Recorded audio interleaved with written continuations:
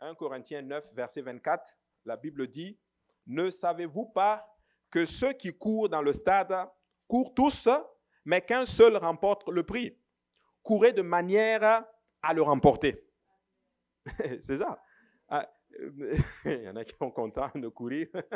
On va le relire encore. « Ne savez-vous pas que ceux qui courent dans le stade courent tous, mais qu'un seul remporte le prix. Courez de manière à le remporter. » Alléluia. Prions le Seigneur. Père, nous te rendons grâce ce soir, nous te bénissons. Nous voulons maintenant aller dans l'étude de ta parole. Je veux te prier maintenant. Aide-nous, Seigneur, à le saisir, à le comprendre, Seigneur. Que cette parole, Papa, soit, alléluia, trouve une place dans nos vies, qu'elle germe et produise des fruits et que ces fruits nous conduisent à la vie éternelle. Aide-moi à le dispenser avec amour, avec compassion, avec autorité, Seigneur. Aide-moi, Seigneur, Papa, à le donner avec, sous ton onction, Seigneur Jésus. Aide-moi à disparaître et que toi seul paraisses, Seigneur. Que l'honneur et la gloire te reviennent ce soir. Au nom de Jésus, nous prions, nous disons tous au nom de Jésus. Alléluia. Et vous pouvez vous asseoir dans cette merveilleuse présence du Seigneur. Alléluia. Ce soir, avec l'aide de Dieu, je vais vous enseigner sur ce sujet-là, courir pour gagner. Courir pour gagner. Quand nous courons, c'est pour gagner. C'est ça. Est-ce qu'il y a des gens ici qui font des choses pour ne pas gagner? Non. Quand tu fais quelque chose, c'est pour avoir un gain. Quand tu es en compétition, vous allez comprendre, nous ne sommes pas en compétition, mais quand tu es en compétition, c'est pour gagner. Amen. Voilà. Mais le passage, je pense que je vais essayer de vous l'expliquer d'une autre façon. Mais la Bible dit, « Ne savez-vous pas que ceux qui courent dans le stade courent tous, mais qu'un seul remporte le prix. » Et l'apôtre dit que courir de manière à le remporter. Il n'est pas en train de dire que seulement un seul va arriver au ciel. Non. Mais il prend l'exemple de la course pour te dire que quand les gens courent, là, c'est pour gagner. Mais nous, on doit avoir cette attitude-là. L'attitude, comme si c'était une seule personne qui gagne, alors tu vas donner tous les efforts qu'il y a, tu vas tout mettre en œuvre, comme si c'est une seule personne qui va le remporter, tu te prépares en conséquence. Amen. Hein? Mais vous allez comprendre que le but de tout ceci, c'est que nous tous qui sommes dans la course, c'est arriver au bout. Amen. Donc, c'est important. Maintenant, comment la vie est-elle une course? Je ne sais pas s'il y en a qui le savent, mais des fois, la vie est une course. Mais pas une course dans le sens où toi et moi, nous sommes en compétition. Non, non, non, pas du tout. Mais la vie, tu as un périple, tu as un passage. Tu es en train de vivre, tu es en train de marcher. Certains d'entre nous, nous sommes à un certain niveau. D'autres ont accompli certaines choses, d'autres pas encore. Certains sont peut-être frustrés, d'autres pas encore. D'autres sont heureux, d'autres ne sont pas heureux, moins. Mais en tout cas, la vie est un chemin. C'est comme quelqu'un a dit que nous marchons, en d'autres termes, nous sommes dans notre course, en d'autres termes. Et ça, c'est important de comprendre ces choses-là. C'est que la vie, chacun de nous a son parcours, en fait. Amen. C'est important. Mais comme une course, la vie est un parcours difficile avec de nombreux hauts et bas. Comme une course, la vie a un juge qui décide où nous situons à la fin. Et comme une course, la vie a une ligne d'arrivée appelée la mort. Ou par exemple, ça va être l'enlèvement. Amen. Et comme une course, la vie se termine lorsque les gagnants reçoivent leur récompense. Amen. Très important de comprendre ceci. Regardez ce que la Bible dit dans Hébreux 12 et 1. Nous donc aussi, puisque nous sommes environnés d'une si grande nuée de témoins, rejetons tout fardeau et le péché qui nous enveloppe si facilement et courons avec persévérance dans la carrière qui nous est ouverte. Alléluia. L'écrivain d'Hébreux nous dit ceci, que nous devons courir littéralement, alléluia, avec persévérance dans la carrière qui nous est ouverte. Alléluia. Waouh, content de voir la sœur Solange. Alléluia. Alléluia. Je ne sais pas pour vous, mais moi j'ai envie de courir un peu là. Gloire à Dieu. Alléluia. Gloire au nom de Jésus. Gloire au nom de Jésus. Je me disais, mais attends, est-ce que ça c'est réel ou c'est son ange ou bien c'est... Alléluia. Nous bénissons le nom du Seigneur. Alléluia. Bon, peut-être pour ceux qui ne le savent pas, notre sœur était en voyage et nous sommes contents de la voir aujourd'hui. Amen. Bon, c'est comme ça que nous sommes quand un de nôtres arrive. Bienvenue à la maison. Alléluia. Gloire au nom de Jésus. Merci Seigneur.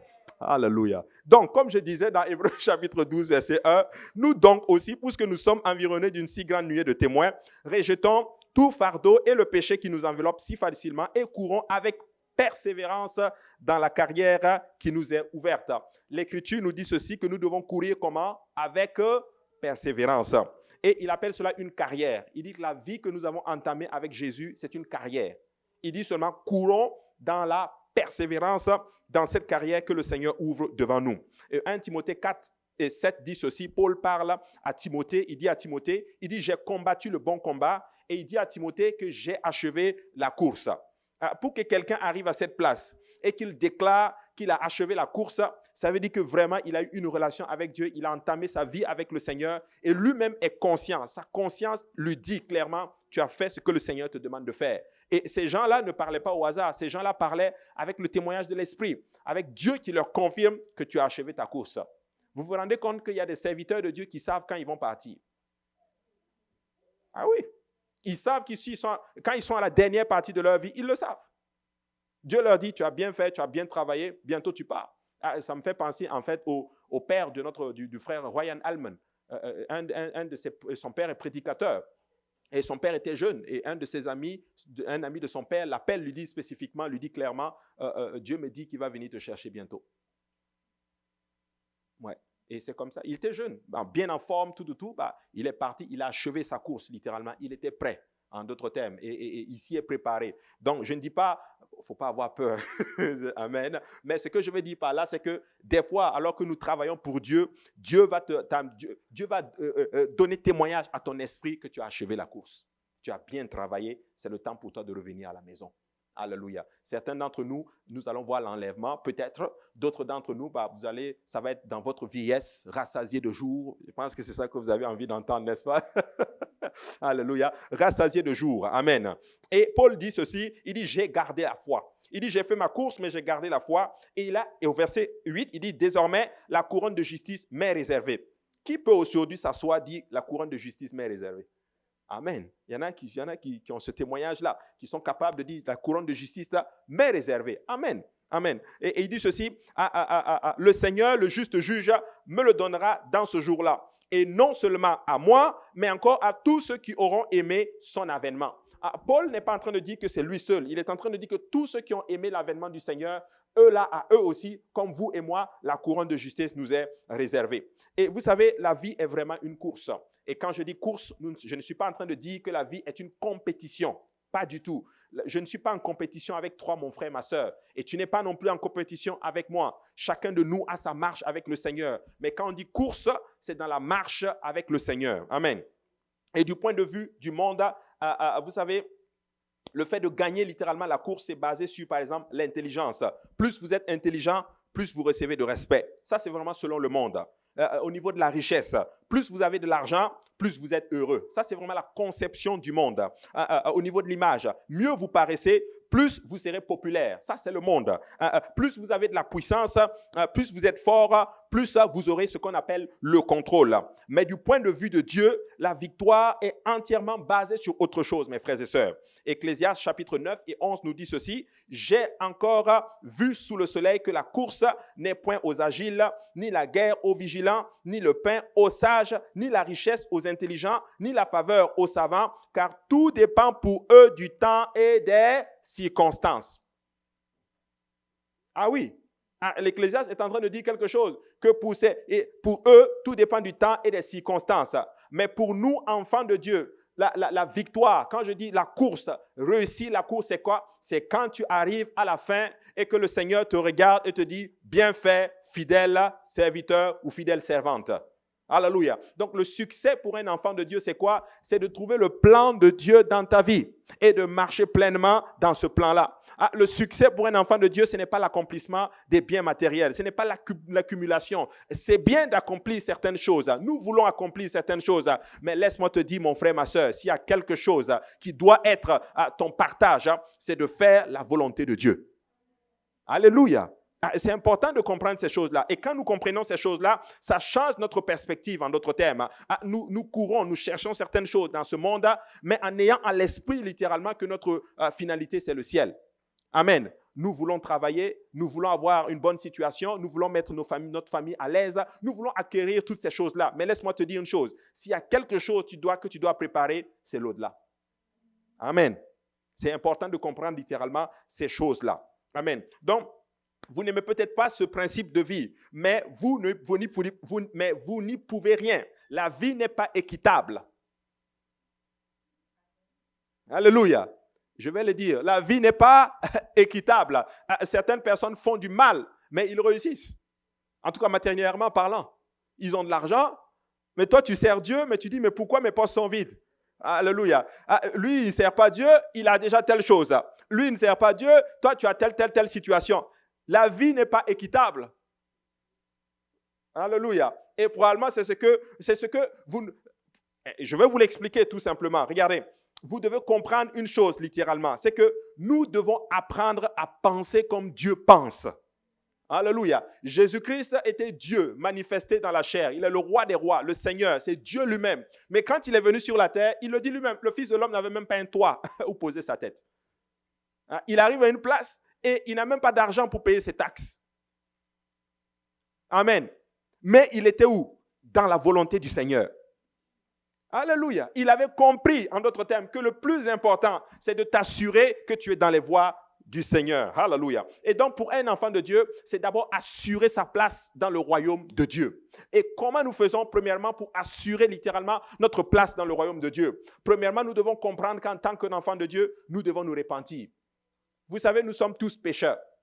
Il n'y a pas quelqu'un dans cette salle qui est parfait. Nous tous là, nous avons péché. L'Écriture dit que car tous ont péché et sont privés de la gloire de Dieu. Alors, la Bible dit que nous devons tous nous repentir. Toi et moi, nous devons demander pardon à Dieu. Vrai ou faux? Toi et moi, nous devons nous repentir.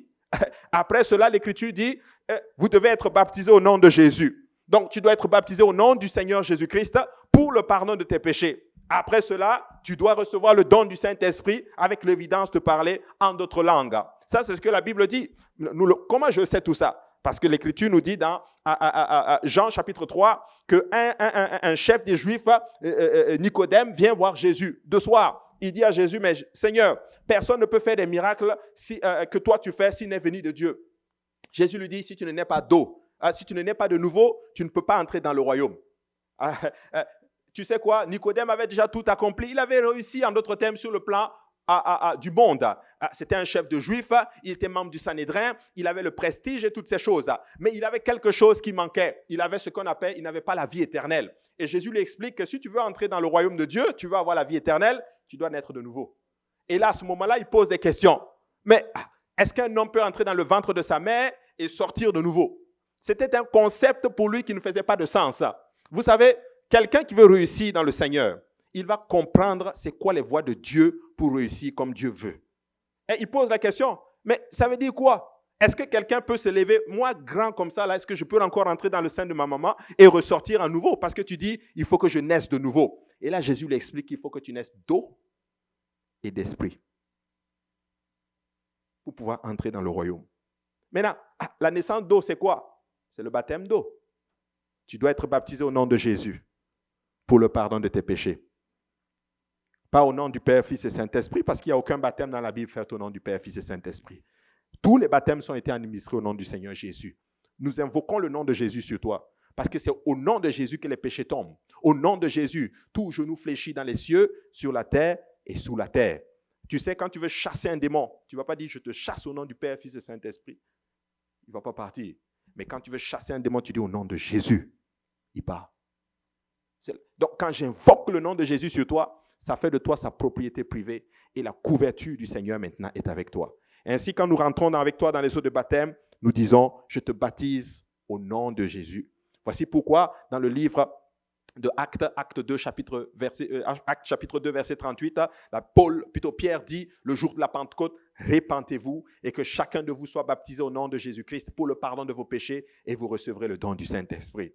La troisième étape, Dieu promet qu'il va te remplir de son esprit. Et quand il te remplit de son esprit, tu commences à parler en d'autres langues. Et c'est une puissance que tu reçois. Alléluia. C'est une puissance que tu reçois. C'est très important de comprendre ces choses-là. Amen. Et vous allez comprendre beaucoup de choses ce soir. Je crois que je vais parler vraiment à quelqu'un. Alléluia. Donc, c'est important. Donc, la vie n'est pas équitable. En tout cas, matériellement, selon le monde, ce n'est pas équitable du tout. Mais laisse-moi te dire que quand tu fais exactement ce que Dieu te demande de faire, il va t'assurer une place dans l'au-delà et laisse-moi te dire qu'il va aussi te faire une place sur cette terre-là. Amen. Donc, très important. Maintenant, Matthieu chapitre 4 et 45 nous dit ceci. La Bible dit, afin que vous soyez fils de votre Père qui est dans les cieux, car il fait lever son soleil sur les méchants et sur les bons. Et il fait pleuvoir sur les justes et sur les injustes. Pour appuyer le fait que je dis que la vie était si tu veux, est injuste, pour dire que des fois, certaines choses t'arrivent que tu n'as même pas cherché. Est-ce qu'il y a des gens ici qui ont déjà eu des problèmes? Ça dit que tu as tout fait bien, mais tu as quand même eu des problèmes. Alléluia. C'est ça. Ça dit que tout est parfait, mais ça ne marche pas. Moi, je connais des gens qui ont étudié, ils ont vraiment étudié, ils ont les diplômes comme pas possible, mais pas de boulot. Ça existe. J'en connais. C'est terrible. Tu as l'impression qu'il y a comme... Tu te dis, mais qu'est-ce qui se passe? Et je connais des gens, ils n'ont même pas fait l'école comme nous, on connaît là. Mais ils ont le travail. Et un bon travail. Tu te dis, mais qu'est-ce qui se passe? Mais la Bible dit que Dieu fait tomber sa pluie sur les injustes comme sur les injustes. Mais Dieu veut nous apprendre à penser différemment. Dieu veut nous apprendre à comprendre qu'en tant qu'enfant de Dieu, nous devons avoir les yeux que Dieu a, en fait. C'est très important. Et le fait est que peu importe nos efforts, littéralement, dans cette course appelée la vie, nous avons quand même... Nous laissons des fois, nous commençons à penser en d'autres termes que certaines choses viennent au hasard. Laissez-moi vous dire une chose. Il n'y a rien qui arrive au hasard. À moins que vous entamez cette course de la manière que Dieu veut, laissez-moi vous dire littéralement que vous allez tout simplement perdre ce que Dieu a en réserve pour vous. Vous allez commencer à vivre une vie, en d'autres termes, frustrée. Qu'est-ce que je vais t'enseigner ce soir? Je vais t'enseigner que dans cette course de la vie, tu dois y entrer exactement comme Dieu veut que tu y entres. C'est ça qu'il faut comprendre. Voici pourquoi certaines personnes dans cette course-là sont frustrées. Certaines choses arrivent à d'autres et ils regardent les autres et ils regardent leur vie et ils n'ont pas ce que les autres ont et ils pensent qu'eux, ils sont censés avoir la même chose et des fois, ça crée de la frustration, ça crée beaucoup certaines situations. Tu commences à en vouloir à Dieu et ta vie n'est pas comme tu veux que sa vie. Voici pourquoi nous avons beaucoup de personnes qui sont, en d'autres termes, frustrées. Parce que j'ai compris, moi, une chose, que le succès, la réussite, ce n'est pas l'accomplissement, ce n'est pas l'accumulation des biens matériels, ce n'est pas avoir des millions dans mon compte en banque. À d'autres, ils donnent des millions, à d'autres, ils donnent moins. Il y en a qui ont des millions, mais qui meurent. Vous avez vu les nouvelles? C'est bizarre, on parlait de NBA aujourd'hui, mais il y a quelqu'un, une star de la NBA, mais qui est mort. Il est mort. Oui, il est mort dans un hélicoptère, tué avec sa fille. Ils ont de l'argent. Et la question, c'est ceci. La question n'est pas la mort, ça choque. La question, c'est où est sa place avec Dieu? C'est ça que tu dois d'abord régler. C'est ça. Donc, mais si tu assures cela, même si la mort vient te prendre, les gens sont tristes sur la terre, mais toi, tu es probablement heureux avec Jésus parce que tu es auprès de Jésus. Alléluia. Donc, il faut comprendre ces choses-là. Vous devez entamer la course comme Dieu veut que tu l'entames. Quand tu vas entamer ta vie, avec Jésus, tu dois naître de nouveau. Naître de nouveau et entame ta course avec Jésus. Parce que quand tu l'entames avec Jésus, là, tu es sûr que tu vas le réussir. Dieu peut te donner exactement tout ce que tu veux. Salomon a tout eu. Salomon était riche, Salomon était intelligent, mais à la fin de sa vie, il le dit lui-même. Il dit que tout ce que mes yeux ont convoité là, je les ai expérimentés. Mais j'ai compris une chose, vanité des vanités, tout est vanité et poursuite du vent. Seule la connaissance de Dieu satisfait. C'est ça qu'il faut comprendre. Alors, beaucoup d'enfants de Dieu sont frustrés. Ah, je n'ai pas ça. Ah, je n'ai pas ça. Je n'ai pas ça. Mais est-ce que où est ta place d'abord avec Dieu? Donc, c'est comme ça que moi, j'ai compris les choses. Beaucoup sont frustrés. Et des fois, j'ai envie de leur dire ceci. Il faut d'abord que tu règles ta vie avec Dieu d'abord. Et tu vas voir que Dieu va répandre une joie en toi, une paix qui surpasse toute intelligence. Alléluia. C'est important. Donc, Romains chapitre 9 et 16 dit ceci. Ainsi donc, cela ne dépend ni de celui qui veut, ni de celui qui court, mais de Dieu qui fait miséricorde. Tout dépend de Dieu.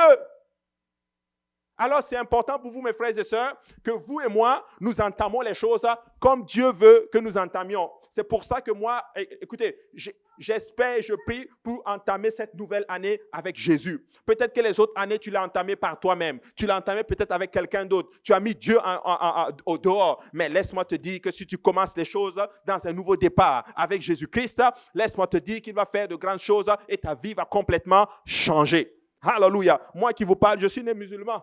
Mal commencé. Mais un jour, alléluia, j'ai rencontré Jésus. Jésus m'a donné un nouveau départ. Je me suis repenti. J'ai été baptisé au nom de Jésus. Il m'a rempli de son Saint-Esprit. Selon la Bible, je suis né de nouveau. Et j'ai entamé une nouvelle course.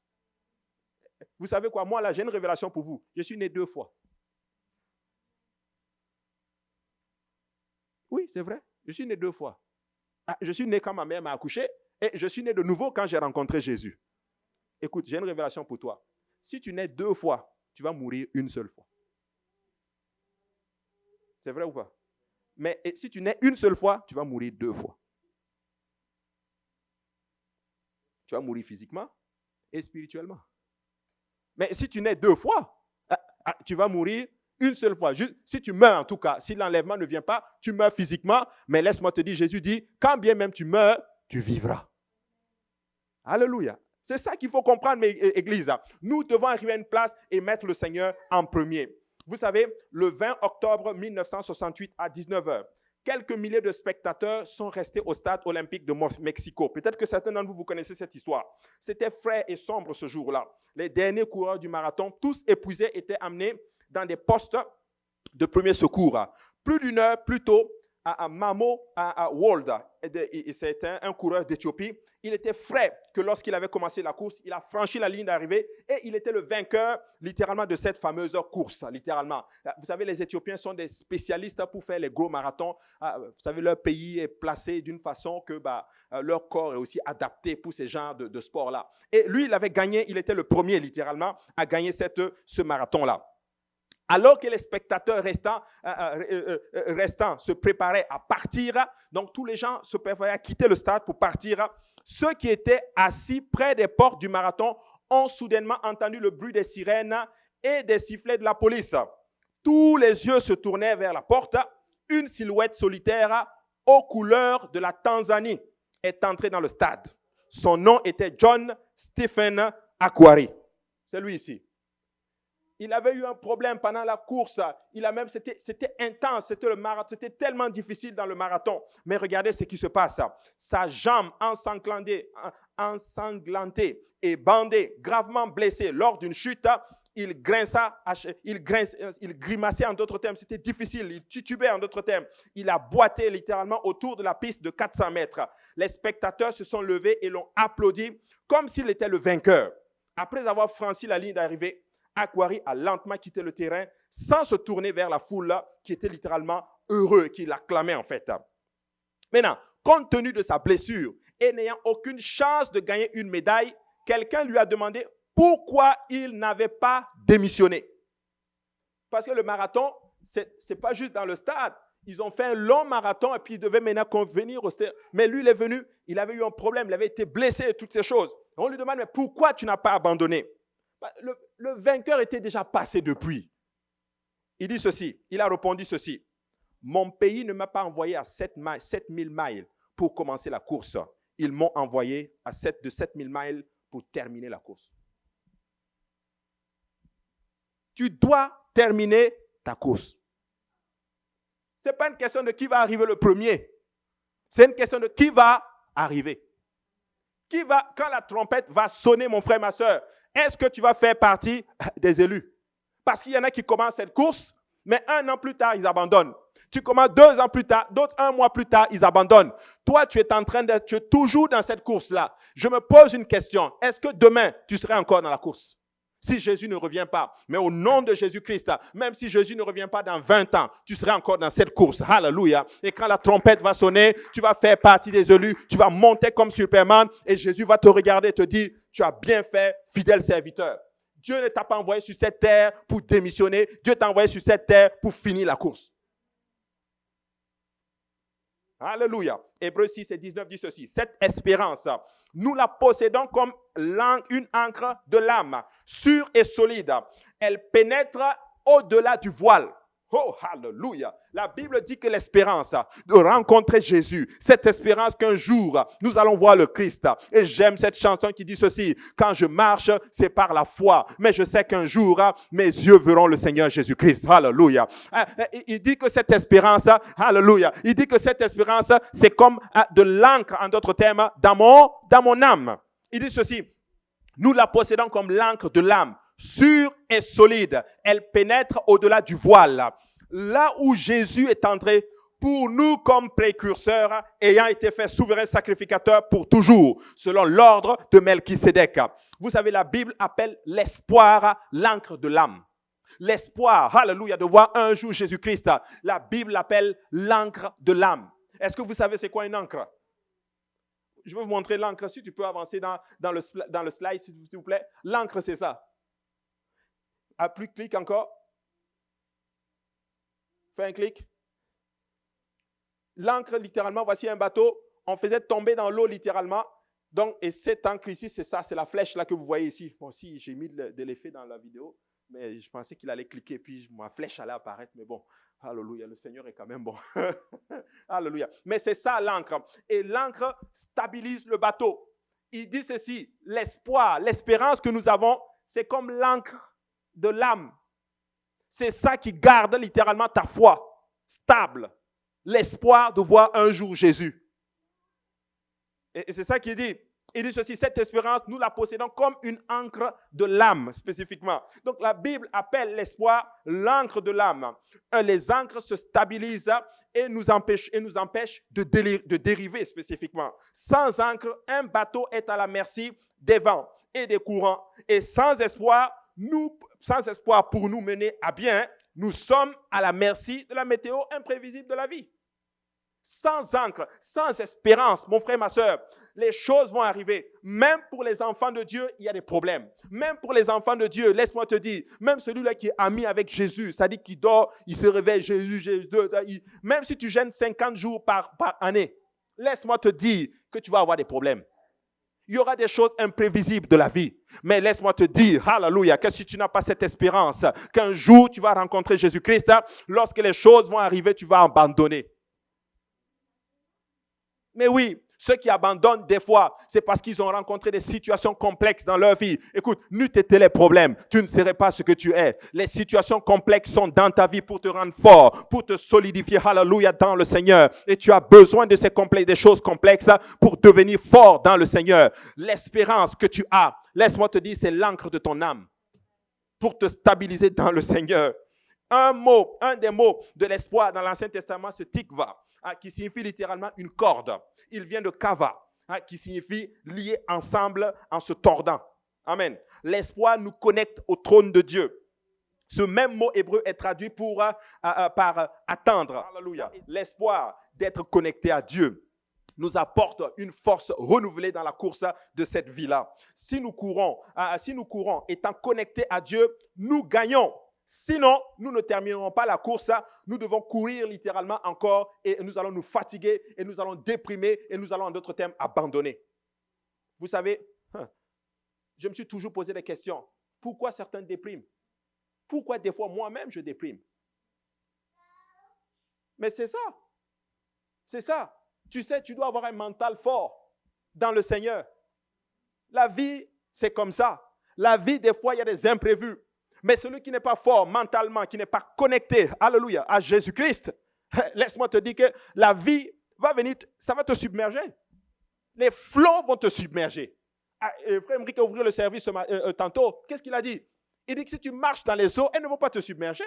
Ça veut dire que tu vas marcher dans les eaux. Mais Dieu a prévu que si tu restes connecté à lui, ces eaux ne vont pas te submerger. Il dit si tu marches dans les feux, dans les flammes ne vont pas te toucher. Ça veut dire quoi? Ça veut dire ceci, que si tu es connecté à Dieu, tu tiens à Dieu, les flots vont venir, ça va probablement te secouer. Mais toi, tu seras toujours vainqueur. Le problème avec nous, c'est ceci, c'est que tantôt on est avec Jésus, tantôt on abandonne Jésus, tantôt on lâche la main de Jésus, on revient, on prend sa main, et ainsi de suite, et notre vie est en dents de scie. Mais si tu es constant, et je suis en train de préparer, je vais l'enseigner un jour, un des esprits, Alléluia, qui freine la croissance, qui freine le réveil. Je vais vous dire ceci, c'est l'esprit de l'inconstance. Mais oui, les chrétiens ne sont plus constants dans tout ce qu'ils font pour Dieu. Tu commences quelque chose de bien, 2 mois plus tard, tu abandonnes. Tu commences quelque chose de bien, 1 semaine plus tard, tu abandonnes. Et si tu es constant dans la vie de prière, fréquentation de la maison de Dieu, dans l'étude de la parole du Seigneur, et même dans les projets que tu fais pour Dieu, tout ce que tu fais de Dieu, juste reste constant. Essaie de faire quelque chose sans le changer pendant juste au moins peut-être 1 an, ou peut-être même pendant 6 mois. Tu es constant dans la même chose. Ça va fonctionner. Parce qu'on change. Demain, c'est ça, ou demain, on lâche, et ainsi de suite. Ça ne va pas marcher. Donc, l'esprit de l'inconstance. Qui aime ici la variation des prix de l'essence? Est-ce qu'il y en a qui conduisent ici? Tu n'aimes pas quand le prix change, surtout quand ça change en montant là. Demain, c'est à $1,21. Aujourd'hui, c'est à $1,10. Et à l'instant même, $1,45. Des fois, dans la même journée, l'inconstance, ce n'est pas bon. Et ta marche avec Dieu, c'est la même chose. Et des fois, beaucoup ils ne sont pas constants. Alléluia. Donc, c'est important de commencer avec Dieu et d'avoir l'espoir. Et cet espoir doit être constant avec le Seigneur. Amen. Maintenant, je vais vous enseigner sur quelques façons, mauvaises façons de courir. Que quelqu'un dise mauvaise façon. Premièrement, il ne faut pas courir religieusement sans puissance. Amen. 2 Timothée 3 et 5 dit ceci, ayant l'apparence de la piété, mais reniant ce qui en fait la force. Éloigne-toi de ces hommes-là. Vous savez, il y a certaines personnes, c'est l'apparence. Ils aiment leur apparence comme pas possible. Ils aiment tellement façonner leur apparence. Ça dit qu'il faut qu'on les voit qu'ils sont bien, même si à l'intérieur, c'est pourri. Jésus dit que c'est des tombeaux blanchis. Mais oui, sans puissance. Les gens, on ne prie plus. On ne jeûne plus. On ne lit plus la Bible. Toutes ces choses. Vous savez, il y a un passage de Jérémie qui dit, revenez au sentier, au vieux sentier qui donne la vie. Avant, on faisait ces choses-là. Aujourd'hui, non. Les esprits ont évolué. Émancipation des pensées. Les jeunes comprennent mieux que les anciens maintenant. Si on revient aux mêmes choses qu'avant, nous allons faire de grandes choses. Ah oui, il ne faut pas courir sans puissance. Ne cours pas, il faut que tu aies une vie de prière. Si tu ne pries pas, tu n'as pas de puissance. Si nous ne prions pas, nous n'avons pas de puissance. Si l'Église revient en d'autres termes, à ces vieux chantiers, à la prière, nous allons faire les grandes choses. Si nous revenons à l'étude et aux enseignements des études bibliques que nous faisions à l'époque, combien de personnes enseignent une étude biblique maintenant? Peut-être 1 personne ou 2 personnes.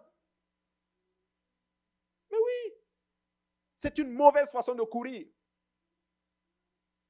Combien de personnes, moi j'ai écouté la prédication, mais ça va aussi un de mes, personnellement, chaque année maintenant, là, personnellement, je me donne ce défi-là, je dois gagner une âme à Dieu.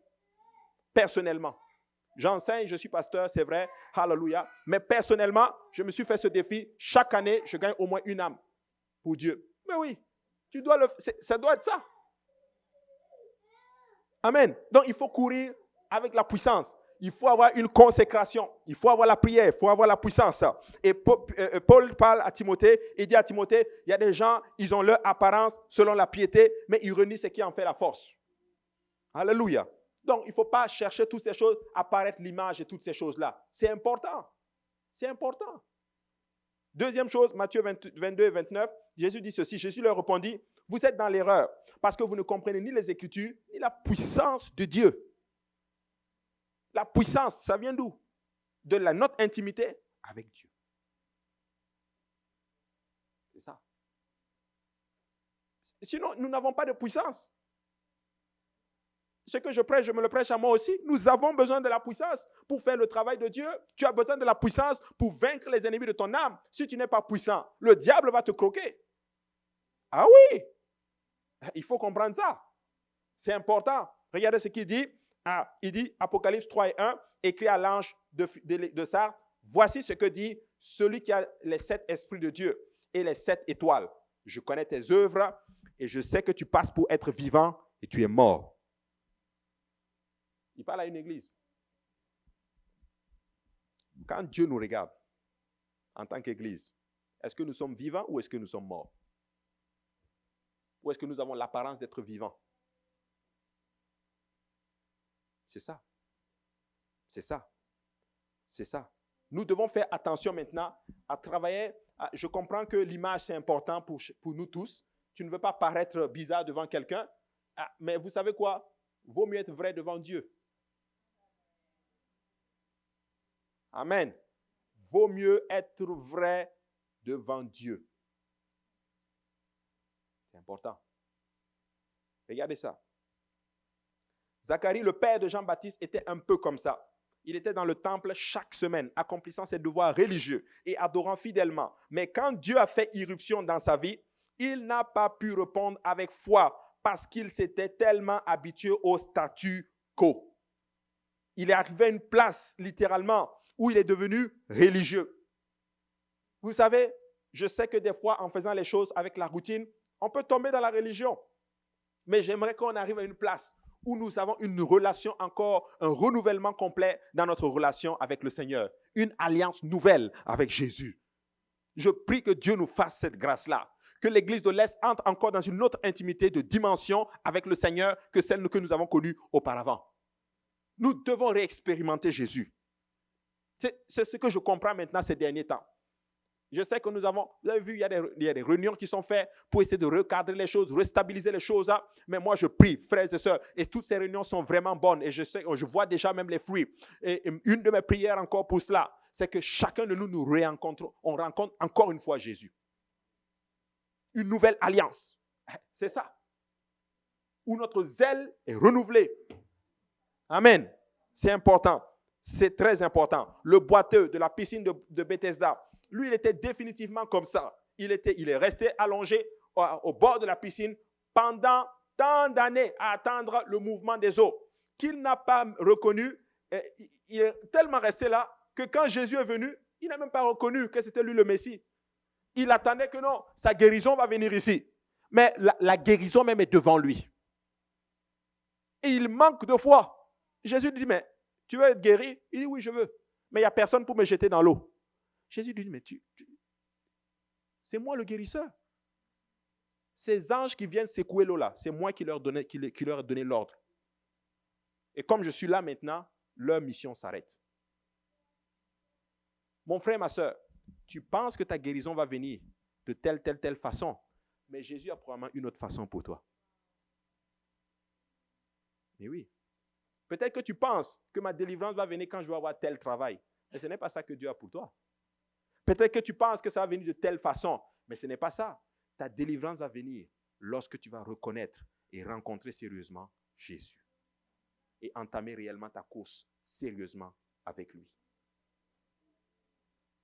Ah oui, ah oui. Quand j'ai compris ça, j'ai compris maintenant que la vie là, il faut juste connaître Jésus. Aujourd'hui, je me préparais et Dieu m'a parlé. Dieu m'a donné quelque chose. Dieu m'a dit, en fait, la plus grande bataille que vous devez gagner là, c'est l'intimité avec moi. Parce que si tu as gagné ça, c'est fini. Et Dieu m'a montré clairement que beaucoup d'entre nous, ce que nous faisons, notre image compte beaucoup. Ah oui, il m'a montré ça. Notre image compte beaucoup. Mais si tu fais l'intimité avec Dieu, ça va changer les choses. Amen. Très important. Deuxième façon. Donc, la première façon de mal courir, il ne faut pas courir religieusement, sans puissance. Quand tu as une intimité avec Dieu, tu vas avoir la puissance de Dieu avec toi. Quand tu rentres dans la chambre secrète, toi et puis Jésus, et tu parles à Dieu. Seigneur, me voici, sonde-moi, connais-moi. Juste dans ta présence. Même si dans cette présence, tu ne parles pas beaucoup, mais au moins tu es seul à seul avec Jésus, dans sa présence.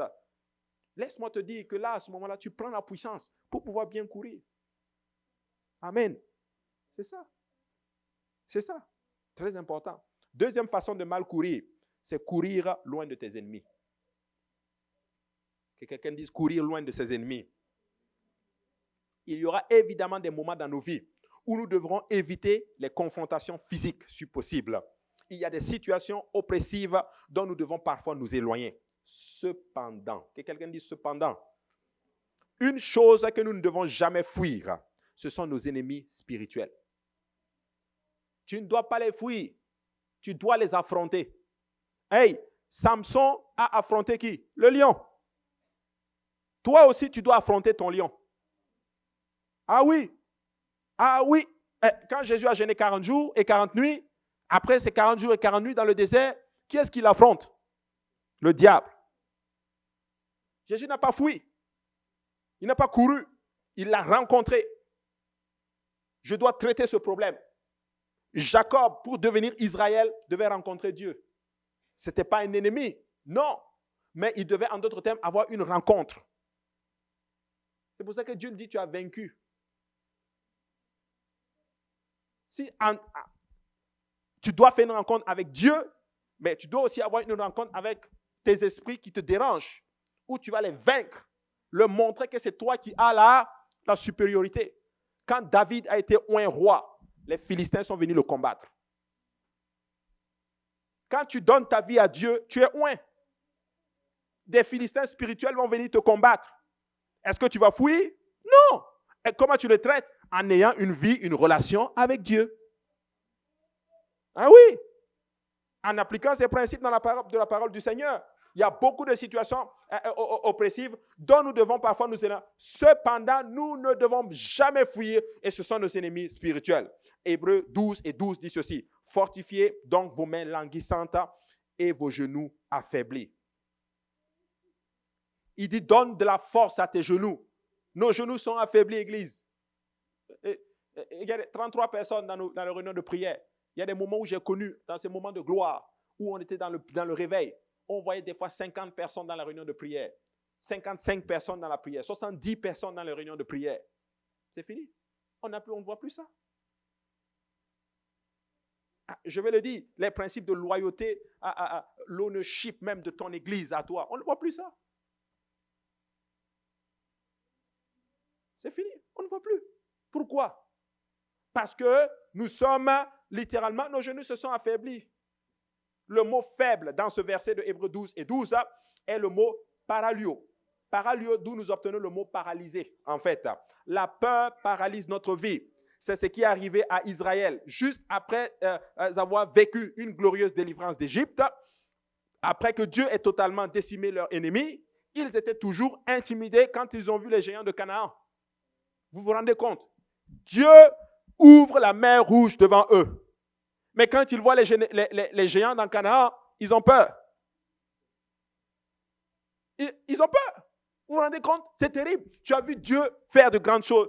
Qui ici peut me dire qu'il n'a jamais vu un miracle dans sa vie? Performé par Jésus? Personne. Mais pourquoi nous avons peur? Israël a eu peur. Après que Dieu ait totalement décimé leurs ennemis, ils étaient toujours intimidés quand ils ont vu les géants. Ils voulaient que Dieu traite avec les Cananéens de la même façon qu'il a traité avec les Égyptiens sans qu'eux, ils aient à se battre.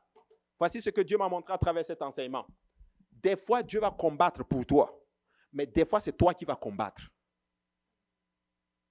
Des fois, Dieu ne va rien faire. Il a libéré Israël, il a combattu l'Égypte. Mais pour Canaan, il dit, ok, je vais te dévancer. Mais en d'autres termes, je vais les désarmer, mais c'est toi qui vas les combattre. Pour entrer dans ta terre promise, tu dois te battre. J'ai dit à quelqu'un, tout se gagne par la bataille. On n'a rien gratuitement. Tu dois te battre. Tu dois te battre pour garder ta relation avec Dieu. Tu dois te battre pour rester un enfant de Dieu. Tu dois te battre pour continuer à vivre pour le Seigneur. Tu dois te battre littéralement pour gagner le ciel. Ainsi, il est écrit que depuis le temps de Jean-Baptiste, le royaume de Dieu est forcé. Seuls les violents s'en emparent. Frères et sœurs, écoutez-moi bien. C'est le temps pour vous d'être spirituellement fort, de vous tenir littéralement, d'avoir une foi ferme et de vaincre littéralement l'ennemi de votre âme. Et de dire, moi et ma maison, nous servirons l'Éternel quoi qu'il arrive. Alléluia, moi et ma maison, nous servirons le Seigneur. J'ai décidé que je vivrai pour Dieu. Tu es ce que tu choisis d'être. Ah oui, tout est un choix. Tu choisis ce que tu vas être. C'est ça qu'il faut comprendre. Amen. Lorsque cela s'est produit, ils ont perdu confiance. Parce qu'ils n'avaient pas compris, ils ne connaissaient pas Dieu. Dieu, là, c'est un papa. Il va te donner quelque chose, mais il s'attend à ce que toi, tu matures, en d'autres termes. Comme un père va prendre soin de ses enfants jusqu'à un certain niveau, et à un niveau, il te laisse voler de tes propres ailes. Dieu voulait que Israël comprenne qu'ils ont toutes les armes pour pouvoir réussir et prendre leur promesse. L'étape suivante était prévisible. Ils ont commencé à amplifier la puissance de leur ennemi au-dessus de la leur. Ils ont commencé à amplifier la puissance de leur ennemi. Et c'est ça qui arrive lorsque la peur entre. C'est ça qui arrive littéralement. Lorsque nous ne voulons plus combattre littéralement, tu vas commencer à amplifier la puissance de l'ennemi. Et tu vas commencer à avoir peur des gens. Tu vas commencer à avoir peur des esprits. Tu vas commencer à avoir peur même des hommes. Écoute-moi, frères et sœurs, tu n'as pas à avoir peur des hommes. Jésus est plus grand que les hommes. Tu n'as pas à avoir peur d'un esprit. Celui qui est en toi, qui est Jésus, est plus grand que celui qui est dans le monde. Nous n'avons pas à avoir peur. Pourquoi? Pourquoi je dois avoir peur? Alors que mon Dieu est fort, mon Dieu est puissant. Ah oui, pourquoi toi tu as peur? Pourquoi ta vie est comme toi? Pourquoi tu es triste, abattu? Et tu n'es même pas capable de te dire non, ça suffit. C'est ça. C'est ça. Ils ont commencé à amplifier le problème. Et j'ai rencontré plein de personnes comme ça. Et Dieu m'a montré quelque chose. Le diable veut que tu tombes dans une sorte de paranoïa. Tu deviens paranoïaque. Tout ce qui t'arrive, c'est spirituel. Tout ce qui t'arrive, c'est soit un sorcier qui m'a fait ceci. Écoute, lève-toi au nom de Jésus, sorcier. À partir d'aujourd'hui, tu arrêtes ça maintenant. Au nom de Jésus-Christ. Amen. Amen. Très important. Ils ont amplifié littéralement. Regardez, c'est terrible. Et même au-dessus de celle de Dieu. Je vois des enfants de Dieu qui croient plus au diable qu'en Dieu. Ils savent tous sur le démon. Ils savent tout sur le démon. Comment ça se fait? Toi, tu sais tout sur le démon, mais tu ne sais rien sur Dieu. Moi, je préfère mieux savoir des choses sur Dieu que de savoir des choses sur le démon. Je veux plus croire en Dieu que de croire au démon. Si tu dis à quelqu'un, Dieu va t'aider. Oh, ouais. Si tu dis que non, il y a un sorcier au pays qui t'a lancé un sort. Oh, non, dis-moi c'est qui, je vais commencer à me prêter. Attends, c'est quoi qui compte le plus? Dieu là, il va m'aider. Dieu là, il est de mon côté. Et Dieu va me donner la force de vaincre l'ennemi de mon âme. Alléluia. Alléluia. Vous savez, diriger la course de la vie dans le mauvais sens déforme notre vision et nous regardons nos ennemis à travers une loupe. Tu sais quoi? Si tu prends une loupe et puis tu la tournes, tu regardes, tu vas voir, c'est gros, c'est amplifié. Tu ne regardes pas les choses de la bonne perspective, en d'autres termes. C'est comme si tu prends une pièce et puis tu la mets devant ton œil là. C'est grand. Mais quand tu l'éloignes, en d'autres termes, ça devient petit. Et quelqu'un a dit ceci. Quand tu mets Dieu entre ton problème et toi, plutôt la foi, c'est quand tu mets Dieu entre toi et ton problème. Vous comprenez? La foi là, c'est quand tu prends Dieu, tu vas le mettre entre toi et ton problème. Mais certains, voici ce qu'ils font. Ils prennent le problème et le mettent entre eux et puis Dieu. Qui est plus proche de qui? Si tu prends ton problème et que tu le mets entre toi et puis Dieu, tu deviens plus proche du problème. Mais moi, je vais prendre Dieu et le mettre entre moi et mon problème. Comme ça, je vois juste que Dieu. Amen. C'est important. Apprends à regarder de la manière de Dieu. Nombre chapitre 13 et verset 31, j'ai bientôt fini. Il dit ceci, mais les hommes qui étaient allés avec lui dirent, nous ne pouvons pas monter contre ce peuple car il est plus fort que nous. Et ils décrièrent devant les enfants d'Israël le pays qu'ils avaient exploré. Ils dirent, le pays que nous avons parcouru pour l'explorer est un pays qui dévore ses habitants. Tous ceux que nous y avons vus sont des hommes d'une haute taille. Et il dit ceci, et nous y avons vu les géants, les enfants d'Anak, de la race des géants. Nous étions à nos yeux et aux leurs comme des sauterelles. Quand tu lis bien le texte, l'Écriture nous dit, la Bible nous dit ceci, que c'était eux les géants qui tremblaient. Mais eux, ils sont rentrés, ils ont commencé à voir les géants et ils se sentaient comme des sauterelles. Comment tu te regardes à travers le diable? Toi, tu penses que le diable a peur de toi? Et plutôt que c'est... Toi, tu penses que, lui n'a pas peur de toi. Non, lui, il a peur de toi.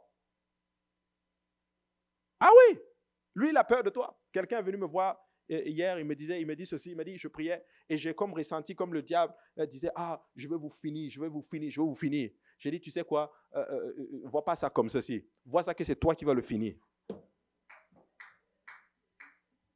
Ah oui, cette année, toi, tu vas finir le diable. Écoute, le diable n'est pas ton problème. Tu es le problème du diable. Je pense que vous n'avez pas compris. La Bible dit que quand Jésus est né, Hérode fut troublé et tout Jérusalem avec.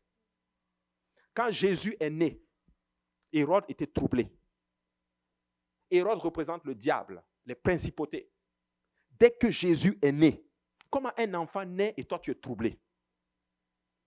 Mais la Bible dit que toi, tu nais de nouveau. Si toi tu nais de nouveau, le diable est troublé. Alléluia. Aujourd'hui, j'ai compris que je suis le problème du diable. Voilà pourquoi il s'acharne. Écoute-moi bien, tu vis pour Jésus, il ne peut rien te faire. Tu as la couverture de Dieu sur toi. Et même s'il t'attaque, c'est parce que Dieu a ouvert une porte pour toi te croître, en d'autres termes. Mais il est écrit, tout concourt au bien de ceux qui aiment Dieu et de ceux qui sont appelés selon ses desseins. Tout ce que le diable va faire, ça va concourir, en d'autres termes, pour ton bien. Tout ce que les gens vont faire pour te casser, pour te faire tomber, ça va juste concourir en ton bien. Hey, alléluia. Un jour, il y avait une situation, j'en ai même parlé à ma femme, où j'ai littéralement entendu la voix du Seigneur. Une situation qui est arrivée comme ça, j'étais ici, devant ici. Et j'ai commencé à penser, je dis, wow, c'est reparti encore, Seigneur, avec ces attaques-là. Et j'ai entendu littéralement une forte conviction dedans de moi, où le Seigneur me dit, reste tranquille. Reste tranquille. Je vais dire à quelqu'un aujourd'hui, reste tranquille. Fais-lui juste confiance. Fais confiance à Dieu. Le Seigneur est de ton côté. Le Seigneur est ta force. Le Seigneur est ta victoire. Le Seigneur est ton sauveur. Le Seigneur est ton guérisseur. Le Seigneur est ton bouclier. Le Seigneur est ton tout. Il est avec toi. Il va faire de grandes choses pour toi. Change la façon de penser. Réjouis-toi dans le Seigneur et dis-toi que je suis dans la victoire. Alléluia. Acclamons le Seigneur.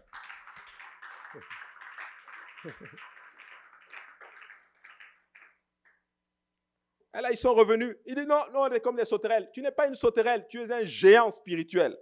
Alléluia. Troisième chose, troisième mauvaise façon de courir, c'est de courir avec tes ennemis. Amen.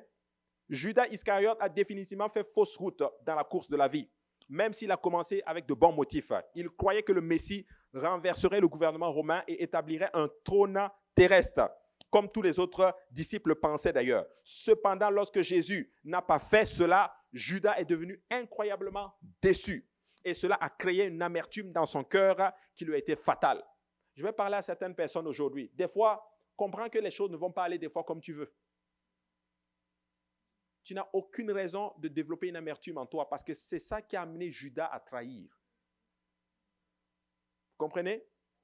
Dans la marche avec le Seigneur, nous devons comprendre que les choses ne vont pas souvent fonctionner comme nous voulons.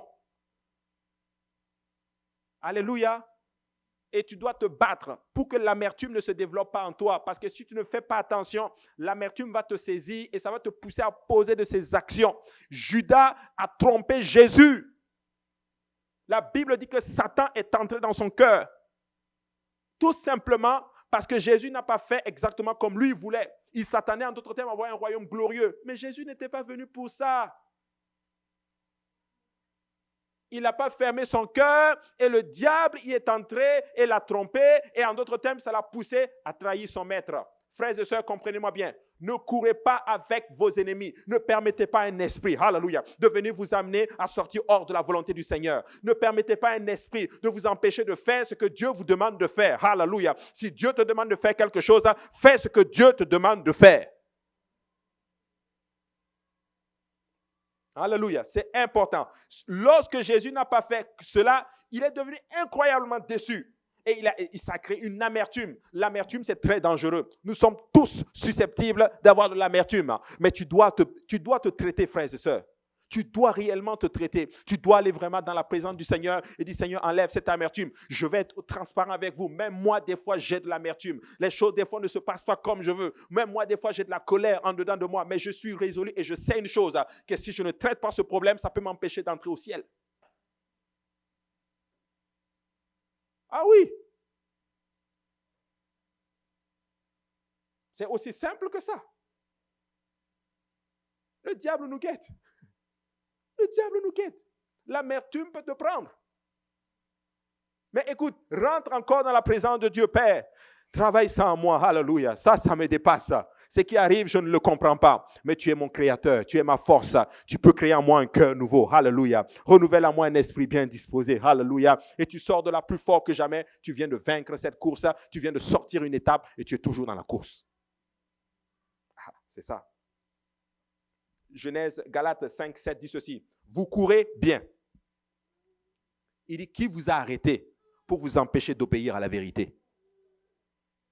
Paul parle aux Galates.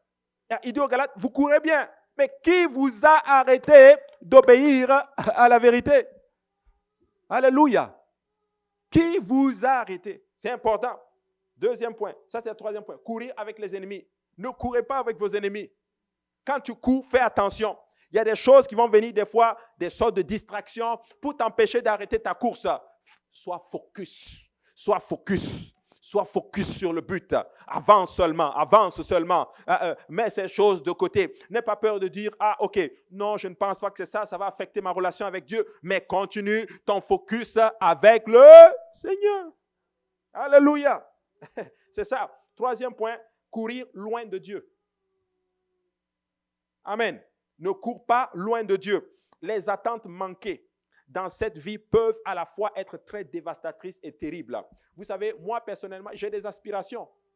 J'ai des choses que j'aimerais voir, mais que je n'ai pas eues. Il y a des choses que j'aimerais voir que je n'ai pas vues. Mais j'ai compris une fois que ces choses, littéralement, peuvent m'amener, en d'autres termes, à être déstabilisé. Des fois, il y a certaines choses que tu ne vas pas avoir tout de suite. Quand tu demandes quelque chose à Dieu, il y a trois réponses. Soit il va te dire oui, soit il va te dire non, soit il va te dire attends.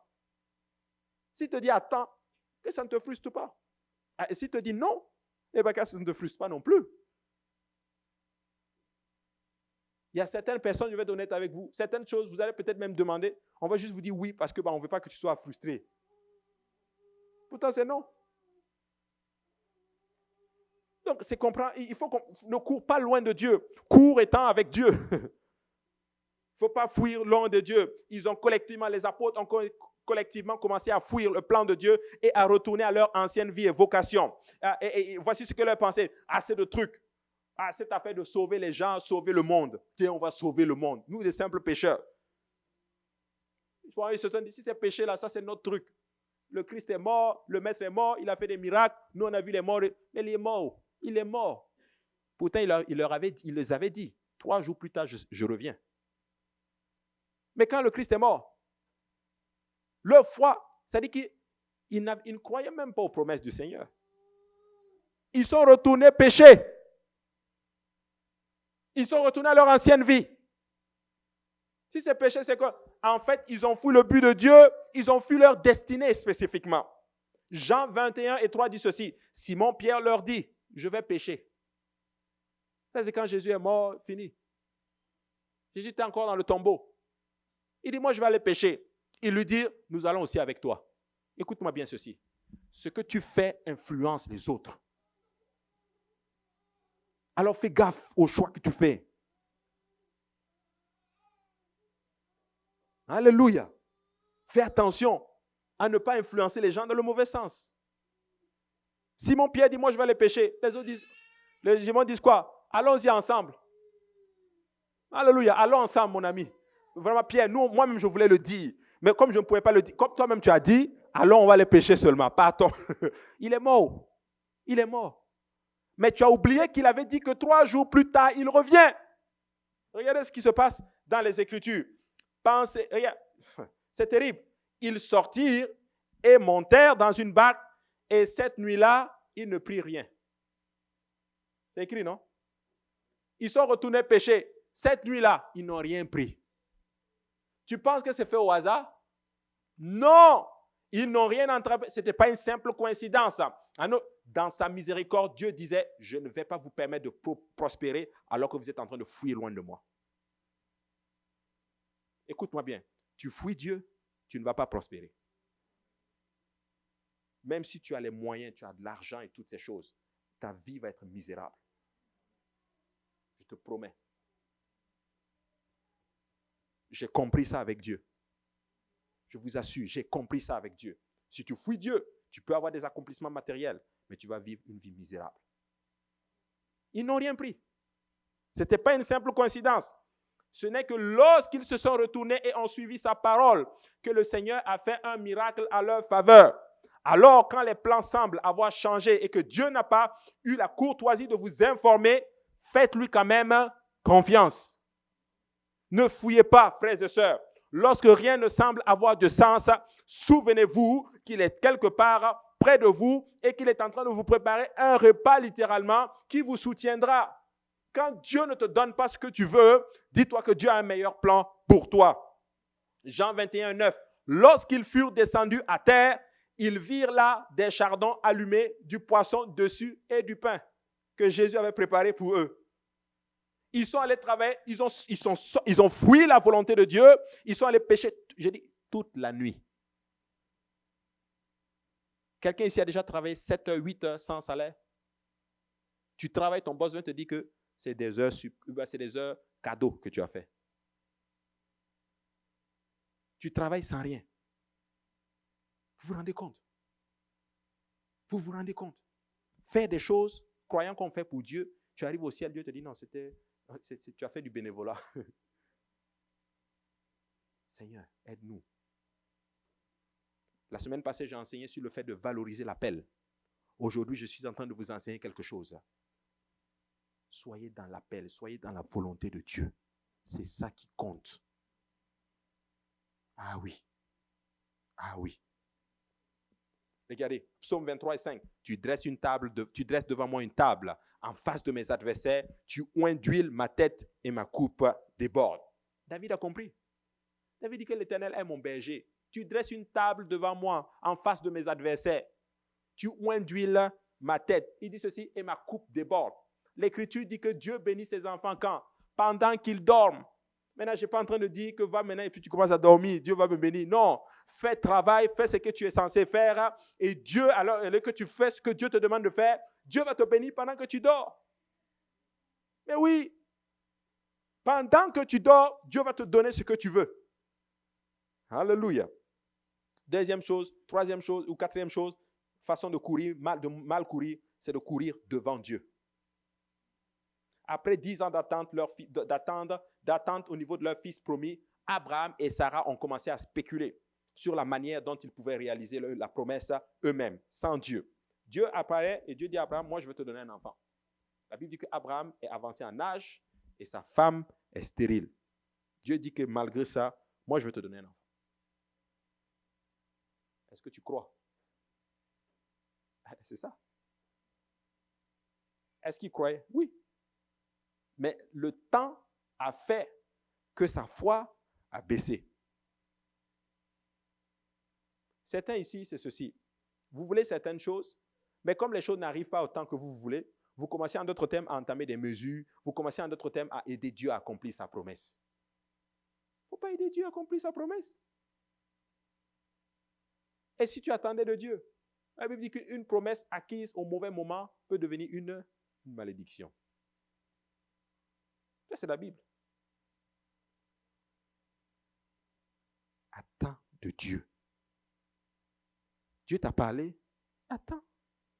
Vis pour Dieu, c'est tout. Pourquoi?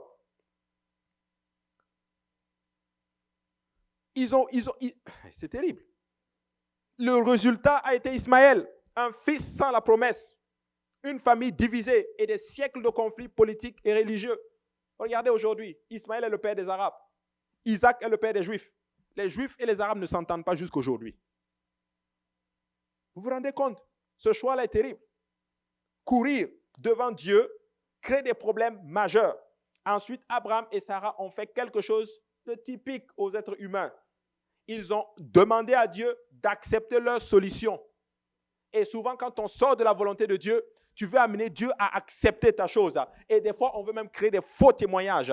Oh, c'est Dieu qui a fait ça, alors que ce n'est pas du tout Dieu qui l'a fait. On crée notre propre veau d'or.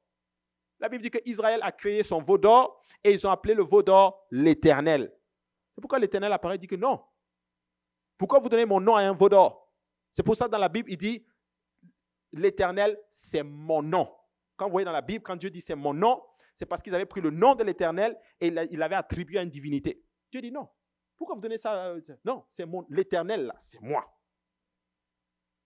Vous voyez, tous sauront que je suis l'Éternel. Et beaucoup de personnes, vous avez acquis des choses hors de la volonté de Dieu et vous venez à l'église pour que tout le monde soit content. Dieu a fait. Dieu n'a rien fait, c'est toi qui as fait. Ah oui. Je vous parle toutes ces choses-là, c'est parce que nous tous, on a fait ça. On a eu des choses et quand on venait, pour que ça passe bien, on a dit que Dieu a fait. C'est quand les problèmes sont arrivés qu'on a compris que ce n'était pas Dieu, c'était nous-mêmes.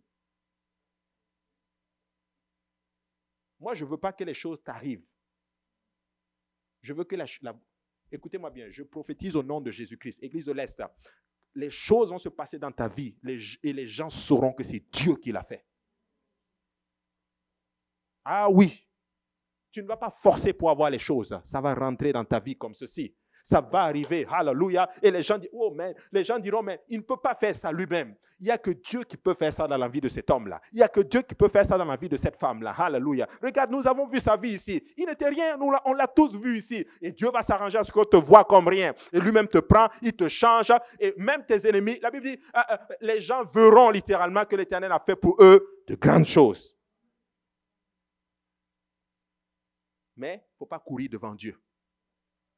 C'est ça. N'accours pas devant Dieu. Regarde, Genèse 17, 18. Et Abraham dit à Dieu, oh, qu'Ismaël vive devant ta face. Il a produit Ismaël. Il dit, Seigneur, accepte-le. Et tu veux faire que Dieu accepte tes erreurs. S'il vous plaît.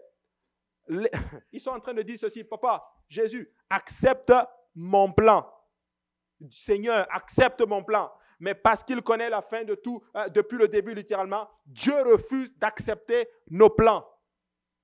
Dieu refuse d'accepter nos plans. Pourquoi? Parce qu'il veut un élément surnaturel dans vos vies littéralement qui va nous garder dépendants de lui. C'est pour ça qu'il performe des choses. Quand Dieu fait quelque chose dans ta vie, tu le sauras. Écoute-moi bien, si tu dois forcer une porte pour qu'elle s'ouvre là, Dieu n'est pas dedans. Ah oui. Ah oui. Tu pousses. Ok, Dieu finit par t'adonner. N'oubliez jamais ceci. Il y a deux choses. La volonté parfaite de Dieu et la volonté permissive de Dieu.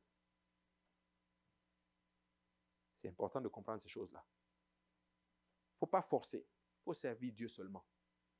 Puis les choses vont se mettre en place.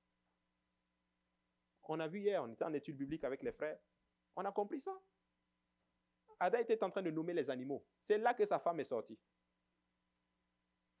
Il n'a jamais demandé de femme. Dieu dit nomme les animaux.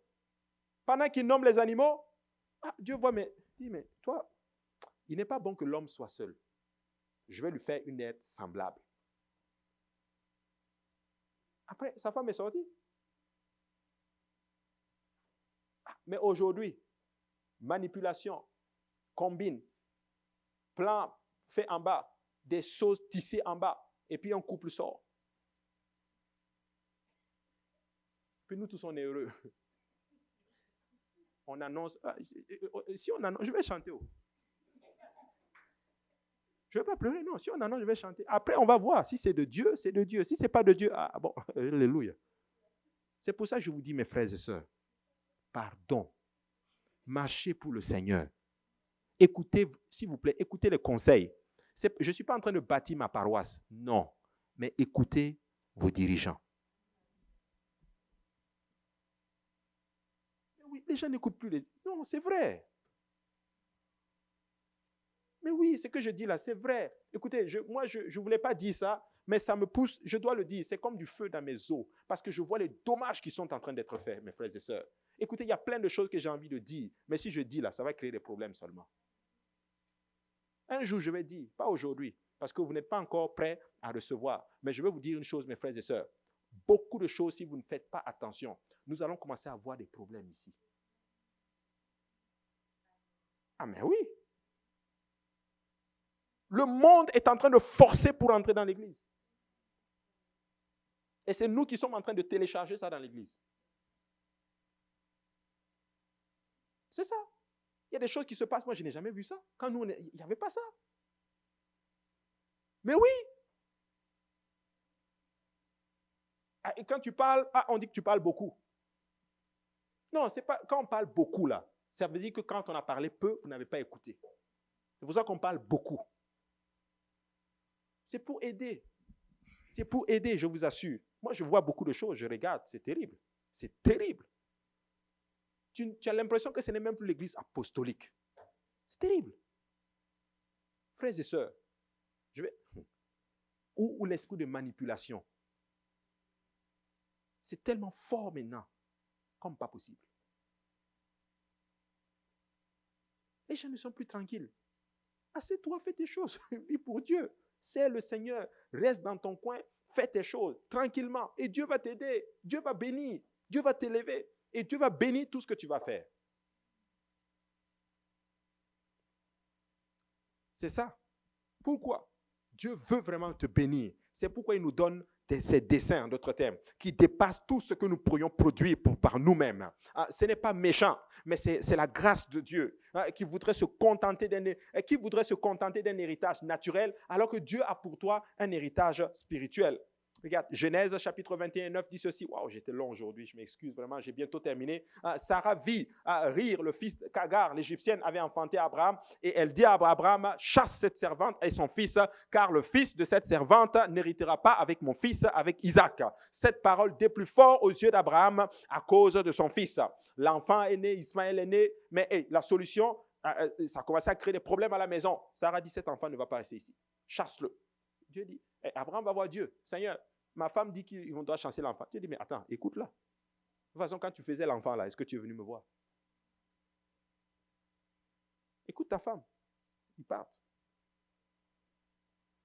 C'est ça. Si vous avez dévancé Dieu et produit un ou deux Ismaël, tôt ou tard, votre provision charnelle entrera en conflit avec votre destinée spirituelle. N'oubliez jamais ça. Jamais. Et à ce moment-là, la seule solution, Ismaël doit partir.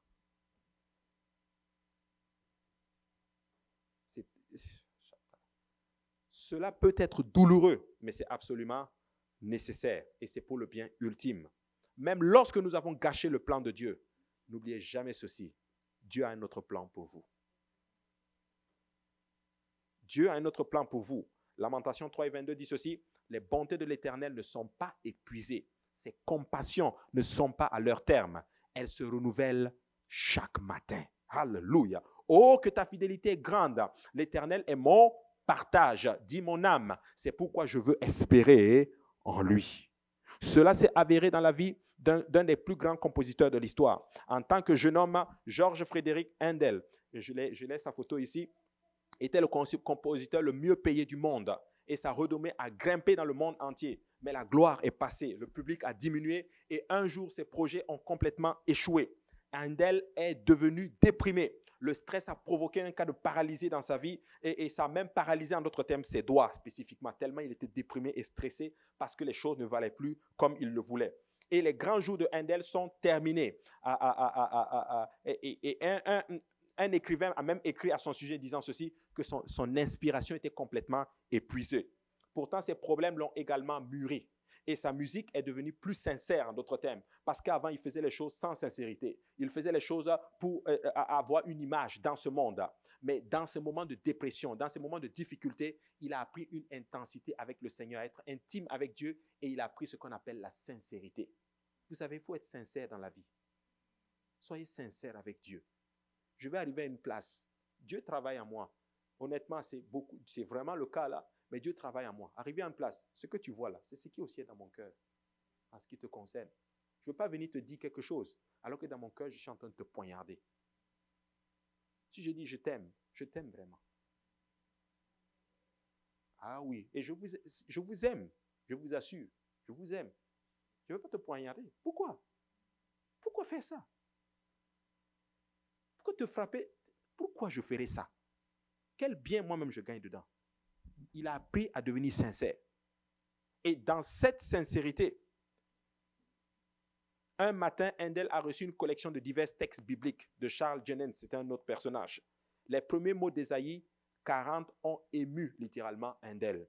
Ça veut dire ceci, consoler mon peuple. Ésaïe 40, consoler mon peuple. Et le 22 août 1741, il a commencé à composer de la musique pour le Seigneur. Et à ce moment-là, Dieu lui a donné l'inspiration et il a sorti le titre Messie, Messiah, qui s'est ouvert à Londres à une foule immense le 23 mars 1743. Handel a conduit, il a conduit en d'autres termes cette chanson et il y avait le roi George II qui était là à ce moment. Il était présent cette nuit-là. Il a surpris tout le monde en sautant sur ses pieds pendant le refrain Alléluia. Et depuis ce jour, le public partout dans le monde s'est tenu avec respect pendant les paroles émouvantes de Hallelujah, and he shall reign forever and ever. C'est pas he shall reign, c'est pas celui-là, mais c'est un autre chant. C'est dans ces moments de dépression qu'il a produit ça. Vous savez, moi je prie que dans des moments difficiles, qu'une louange sorte de toi. Que quelque chose de grand sorte de toi.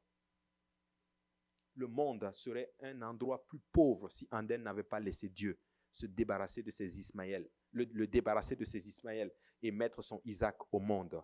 Alors comment gagnez-vous cette course appelée la vie? Continuez à courir dans la bonne direction. Je vous en prie. Les choses anciennes qu'on faisait, revenons à ça. Continuez à marcher dans les voies de Dieu. Continuez à avoir cette consécration. Continuez à marcher, à courir pour Dieu. Cours seulement avec Jésus dans tes mains. Tu sais, dans le livre, les 10 lois, c'est vraiment fini. Levons-nous tous ensemble.